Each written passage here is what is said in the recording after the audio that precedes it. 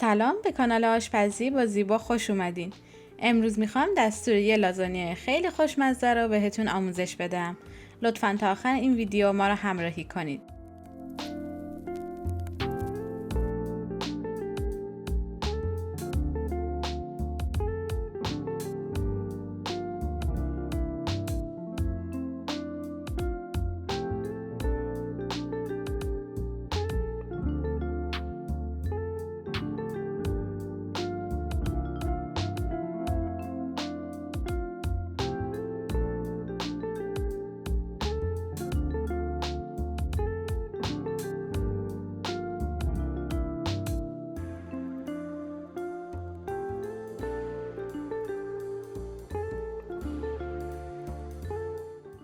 این دستور برای 6 الی 8 نفر هست.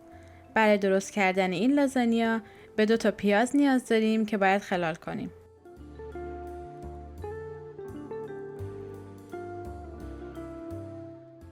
پیازها رو داخل مایتابه میریزم و کمی بدون روغن تفت میدم. 5 الی 6 حب سیر لازم داریم که باید خیلی ریز خورد کنیم.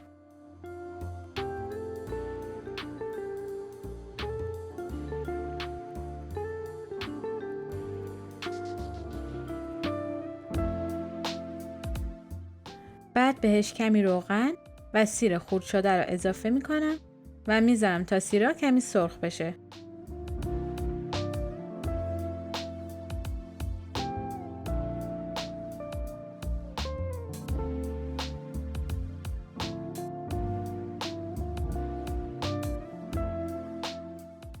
سی گرم گشنیز رو هم خیلی ریز خورد میکنیم و میذاریمش کنار.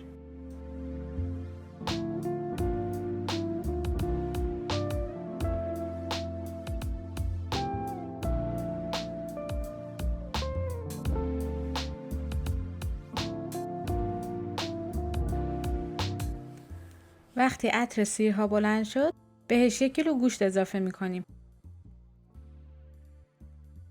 و میذاریم گوشت با پیازها کمی سرخ بشه تا بوی گوشت رو بگیره.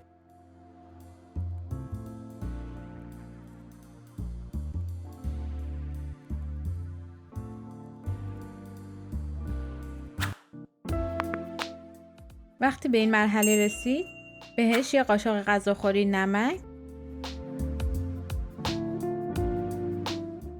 نصف قاشق چایخوری فلفل قرمز، 2 قاشق چایخوری آویشن،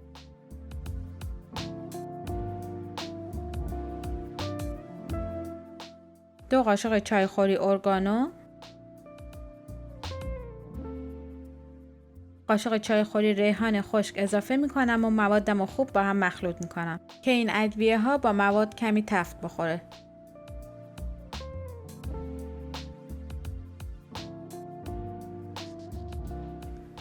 به 2 تا کنسرو گوجه نیاز دارم که بازش میکنم و به موادم اضافه میکنم.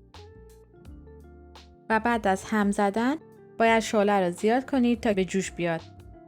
بعد درش رو میبندم و با حرارت کم به مدت نیم ساعت میذارم تا خوب بپزه.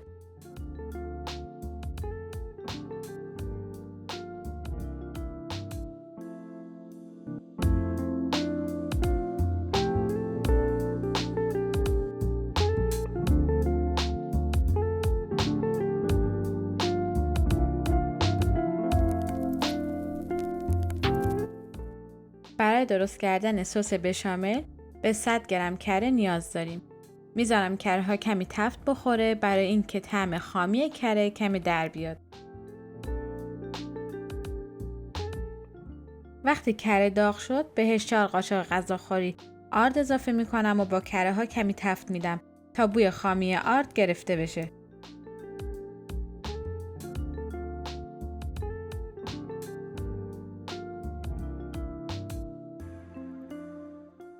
بعد بهش 800 میل شیر اضافه میکنم و اونقدر موادم رو هم میزنم تا هیچ گوله ای از آرد باقی نمونه.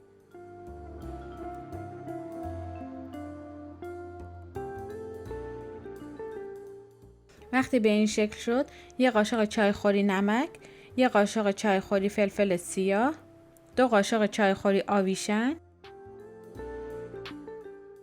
و یک قاشق چایخوری جوز هندی اضافه می کنم و موادم خوب با هم مخلوط می کنم. وقتی به این غلظت رسید کافیه و بذارید سرد بشه. مواد نباید خیلی شل و نباید خیلی سفت باشه برای اینکه بعد از خنک شدن بیشتر سفت میشه.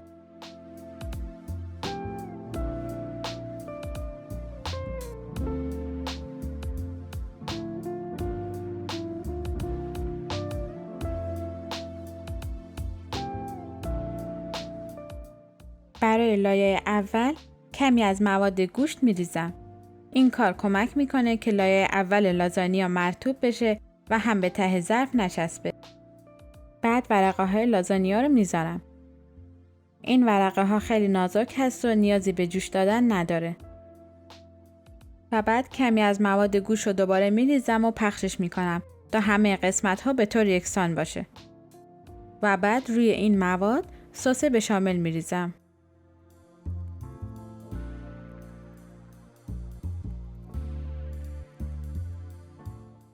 کمی گشنیز هم که قبلا خورد کرده بودیم روش میریزم. و در آخر یه لایه پنیر موزارلا بهش اضافه میکنم. بعد همه لایه ها رو به همین ترتیب میذارم.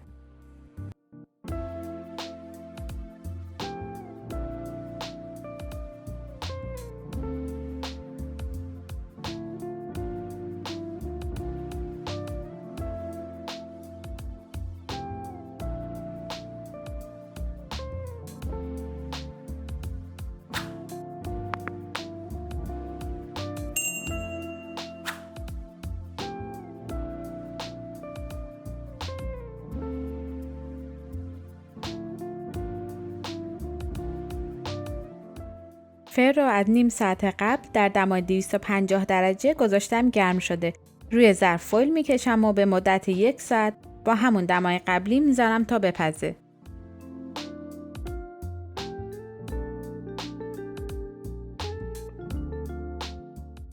بعد از 1 ساعت فویل رو برمیدارم و دوباره 5 دقیقه داخل فر میذارم تا روی پنیرها طلایی بشه. بعد از اینکه از فر درآوردید اجازه بدید تا برای 10 دقیقه کمی سرد بشه و بعد برشش بزنید.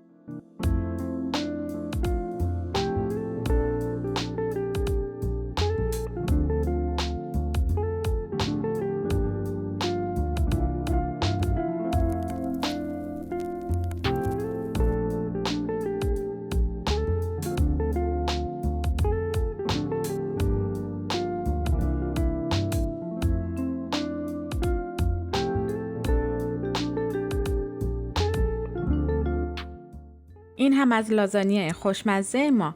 اگر از این ویدیو خوشتون اومده لطفاً لایک کنید و نظرتون را کامنت کنید و برای دوستانتون به اشتراک بذارید و حتما کانال ما را سابسکرایب کنید. ممنونم از اینکه ویدیو ما رو تا آخر تماشا کردید.